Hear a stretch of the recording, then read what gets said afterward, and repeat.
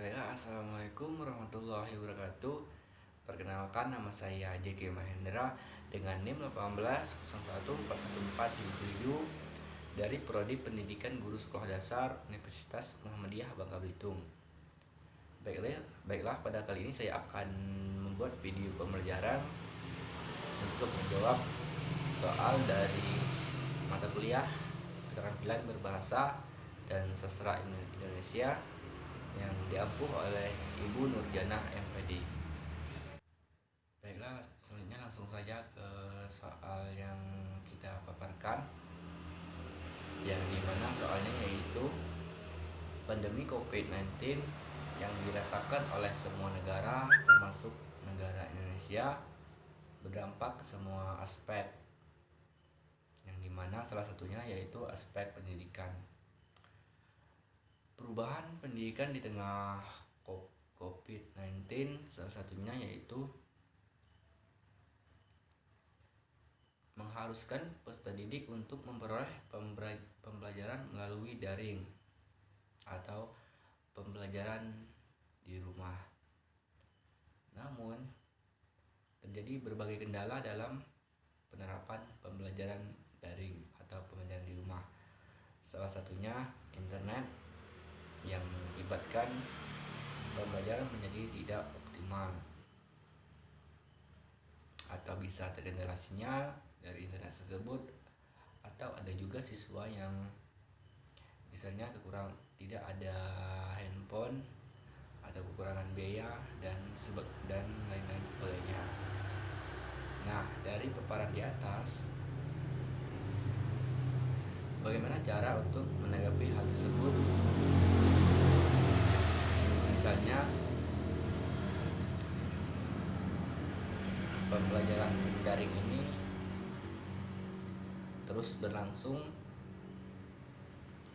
dan harus tetap dilaksanakan, dan apa kebijakan agar pembelajaran ini terlaksana dengan baik, terstruktur, dan hal-hal yang terkendala tadi tidak terjadi lagi untuk kedepannya. Baiklah, langsung saja, yaitu menurut saya dalam mengatasi hal tersebut agar pembelajaran daring ini atau pembelajaran di rumah bisa terlaksana dengan baik, kita yaitu sebagai pihak sekolah atau bisa juga pihak pemerintah menyiapkan sarana prasarana yang baik bagi sekolah maupun terutama untuk siswa. Karena apa? Jika prasarana sudah baik dan siswa nyaman, bisa jadi hal-hal yang terjadi sebelumnya tidak akan terjadi lagi untuk kedepannya, karena kita sudah bisa mengatasi hal tersebut dengan sarana prasarana dengan baik. Contoh misalnya jaringan internet. Nah, kita bisa mengolah internet tersebut misalnya dengan berbagai pihak. Telkom misalnya menggunakan kartu via internet tersebut. Nah, kita memberikan kuota atau internet lah ke siswa tersebut, atau misalnya dengan bergilir siswa ke sekolah dengan fasilitas wifi misalnya ke sekolah. Nah, dengan cara bergilir dan atau memberikan paket gratis ke siswa, itu bisa dilaksanakan secara bergilir. Misalnya untuk minggu ini siswa yang ke sekolah dan yang lainnya ke belajar di rumah. Nah, itu dilakukan secara seminggu sekali berulang-ulang. Nah, kenapa dilakukan seminggu sekali? Agar siswa tersebut juga tidak bosan, karena ketika kita melakukan sesuatu yang hanya itu saja, siswa tersebut pasti akan merasa bosan, dan melakukan hal tersebut juga bisa meminimalisir kendalanya oleh sinyal. Jadi saat kita menjelaskan pembelajaran melalui internet tersebut, jika terkendala di sinyal, kita bisa memperbaiki materi tersebut atau menjelaskan materi yang terkendala di sinyal tadi di sekolah menggunakan wifi di sekolah dengan siswa yang bergilir tadi. Jadi misalnya 1 sampai 15 siswa minggu ini menggunakan wifi sekolah, yang setengahnya lagi belajar di rumah menggunakan kuota internet. Nah, untuk minggu selanjutnya bergilir mereka yang belajar di rumah tadi ke sekolah, dan yang di sekolah tadi belajar di rumah, itu menurut saya. Dan yang kedua yaitu bisa menyiapkan tata cara pembelajaran yang berbeda. Nah, cara ini menurut saya kita bisa menyiapkan teknik, model, atau strategi pembelajaran yang tepat bagi siswa. Misalnya dalam pembelajaran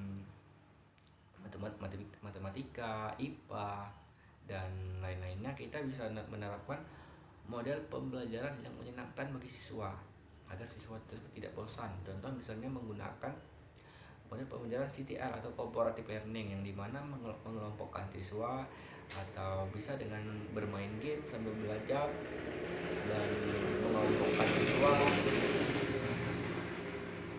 Nah, dengan cara hal-hal tersebut kita bisa menerapkan pembelajaran daring ini seefektif mungkin, dan guru juga harus dituntut kreatif. Kenapa kreatif?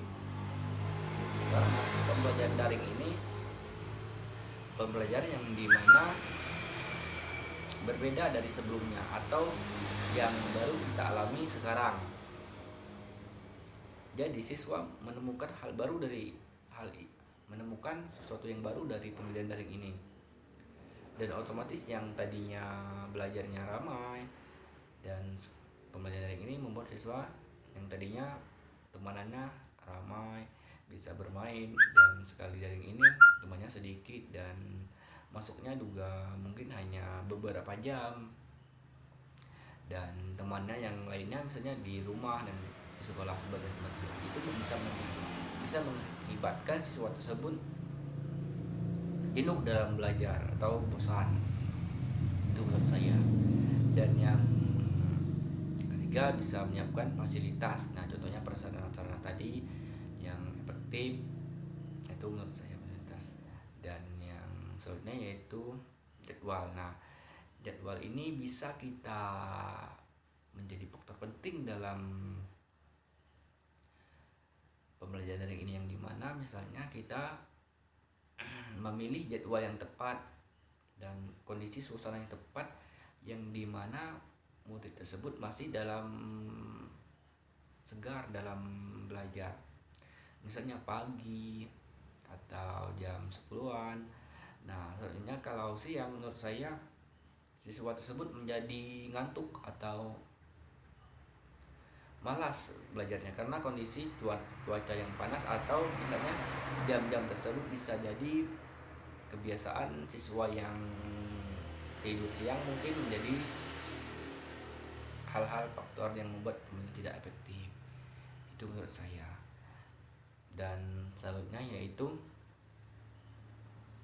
cari tempat yang nyaman. Nah, dalam hal ini kita bisa memanfaatkan faktor lingkungan alam atau belajar dari luar, dan itu juga bisa meminimalisir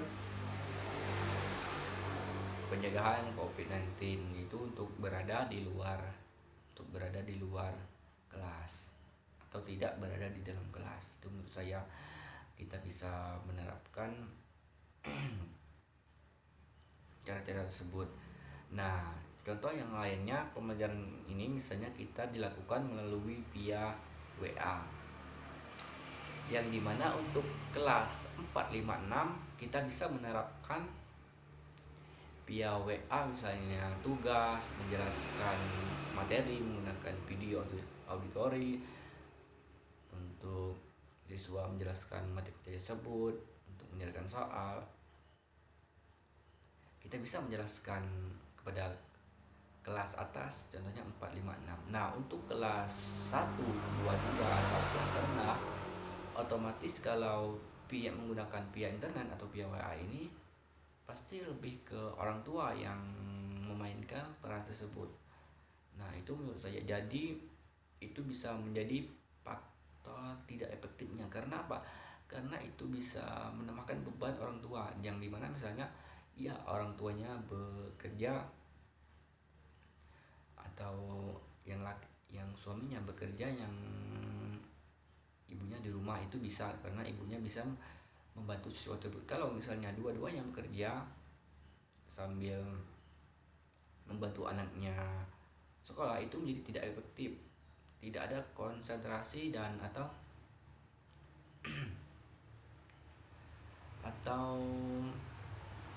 keseriusan dalam pembelajaran tersebut, itu menurut saya. Jadi kalau hal-hal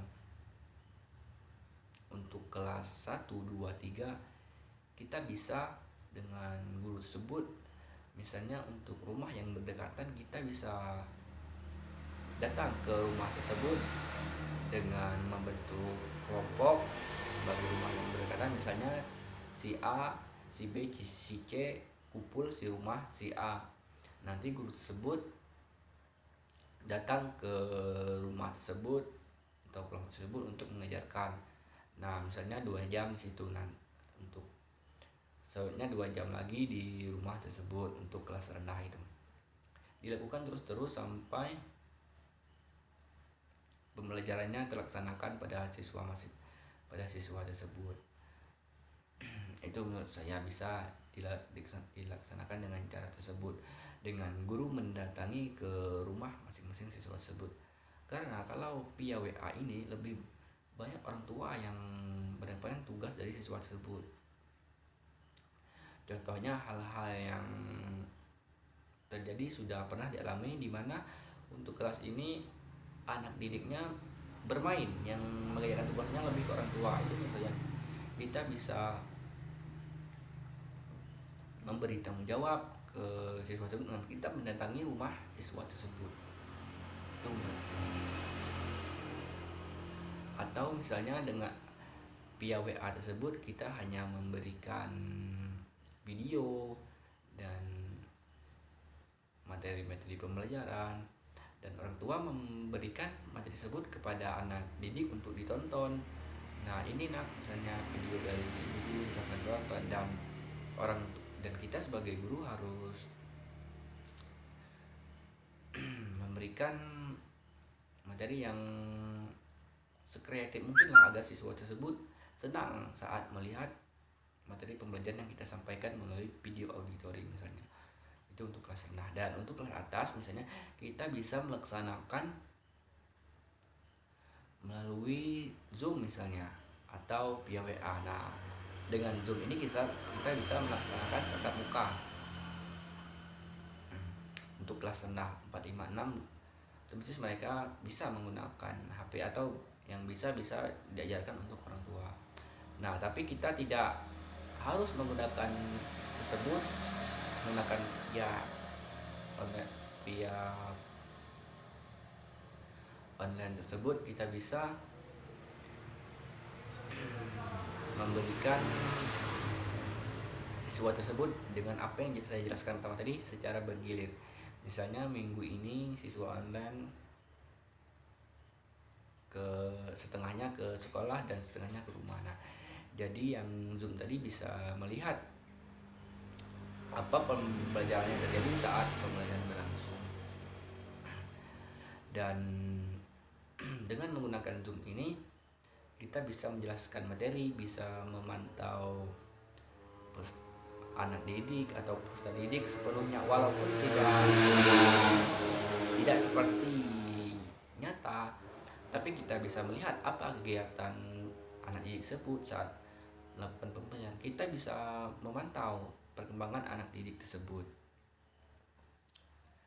Nah, selanjutnya menurut saya yaitu untuk tugas-tugasnya kita bisa melalui WA. Kita mengirimkan tugas melalui WA dan membiarkan anak tersebut melaksanakan tugas tersebut. Dan untuk kelas atas 4, 5, 6 juga kita bisa melaksanakan mendatangi rumah ke rumah, yang dimana misalnya si A, si B, si C membentuk kelompok dan kita sebagai guru mendatangi rumah siswa tersebut bisa bergilir. Itu menurut saya bisa dilaksanakan guru mendatangi rumah dan melaksanakan pembelajaran. Baiklah, untuk selanjutnya tidak kalah penting yaitu menurut saya perhatikan deadline atau waktu yang kita berikan pada saat memberikan tugas. Nah, di mana dalam hal ini deadline ini atau waktu yang kita berikan ini sangat penting dalam peserta didik. Kenapa sangat penting? Karena dalam hal ini jika kita memberikan atau jangka waktu lama atau terlalu lama, itu bisa menyebabkan siswa nanti saja mengerjakannya, atau siswa tersebut terlalu banyak, atau bahasa kita sekarang terlalu banyak santai. Jadi mereka bisa memanfaatkan waktu luang tersebut dengan bermain, dengan atau hal-hal lainnya. Itu menurut saya sangat penting deadline. Tapi kita tidak harus juga memberikan waktu yang lama. Kita bisa memberikan dengan waktu pendek. Artinya kita bisa misalnya minggu ini memberikan waktu lama dan minggu selanjutnya waktu pendek. Jadi bergilir. Jadi siswa tersebut tidak bosan. Kalau kita hanya memberikan deadline itu saja, menurut saya siswa tersebut akan bosan dan bisa juga menyebabkan siswa tersebut malas mengerjakan tugas yang kita berikan, sehingga yang mengerjakan tugas tersebut adalah orang tua. Itu bisa menjadi masalah menurut saya, dan itu bisa kita jaga dengan perhatikan deadline atau waktu yang kita berikan dalam memberikan tugas tersebut kepada siswa. Itu menurut saya. Dan tidaklah penting lagi yang sangat penting menurut saya, kreativitas guru dalam mengembangkan pembelajaran daring ini seefektif mungkin. Terutama kita harus perhatikan yaitu grup siswa dulu. Jadi kita bisa memberikan tugas atau apa menggunakan via WA tersebut, diperhatikan dulu semua siswa sudah masuk grup atau belum. Atau mungkin kita bisa menyiapkan media-media pembelajaran yang sekreatif mungkin agar peserta itu tidak bosan saat pembelajaran. Itu yang sangat penting, kreativitas guru. Yang dimana misalnya kita bisa mengolah pembelajaran, misalnya melalui Zoom kita bisa bermain sambil belajar untuk membuat siswa senang. Dan ada kala juga kita memberikan rehat waktu untuk siswa tersebut beristirahat agar tidak jenuh, tidak kepikiran terus dengan pembelajaran tersebut kan. Terutama pembelajaran online ini yang sering kita temui itu guru lebih banyak memberikan tugas kepada siswa tersebut, yang memberikan materinya hanya sedikit. Nah, itu yang harus kita benahi. Jika pembelajaran online ini terus berlangsung, itu yang harus kita benahi. Kenapa? Karena dengan tugas siswa tersebut akan bosan, dan kita harus meminimalisir hal tersebut dengan menjelaskan video. Dan tugas itu adalah ibaratnya hanya bagian akhir saja, dan kita memberikannya juga tidak berlebihan. Balik hanya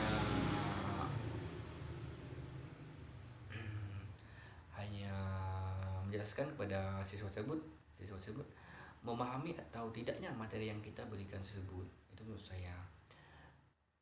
Baiklah, itulah penjelasan dari saya tentang bagaimana menghadapi pembelajaran daring ini jika kondisi atau suasana COVID-19 ini belum berakhir dan pembelajaran daring ini harus tetap terlaksanakan. Baiklah, sekian dari saya, semoga bermanfaat. Apabila dalam penyampaian, dalam tutur kata ada salah kata, saya mohon maaf. Saya akhiri, bila bismillah, wassalamualaikum warahmatullahi wabarakatuh.